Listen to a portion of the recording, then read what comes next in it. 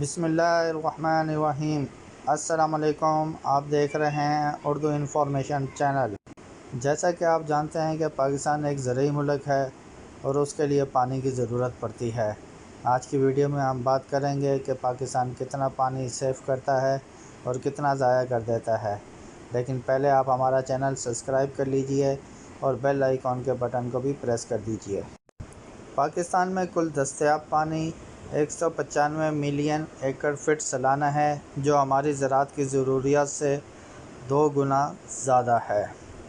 پاکستانی دریاؤں میں آنے والا پانی 51% گلیشیئر، 22% برف پگھلنے اور 27% بارشوں سے حاصل ہوتا ہے۔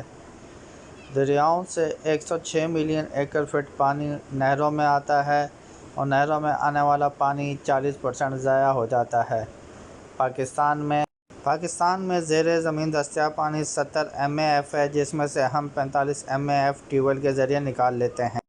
پاکستان کو سمندر میں گرانے کے لیے سالانہ 10 ملین ایکڑ فٹ کی ضرورت ہوتی ہے، جبکہ ہم 28 ملین ایکڑ فٹ پانی گرا دیتے ہیں۔ پاکستان میں روس سے فی ایکڑ 4 گنا زیادہ پانی دیا جاتا ہے، جو پانی کا ضیاع ہے۔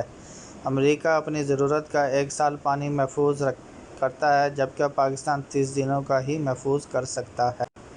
کالا باغ، کوٹری اور بادشاہ ڈیم کی تعمیر سے پاکستان میں پورا سال پانی دستیاب ہو سکتا ہے۔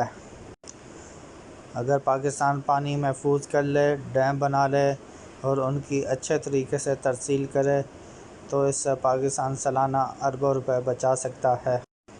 کیونکہ جب زمین کو پانی لگے گا تو وہ اچھی ہی زراعت پیدا کرے گی۔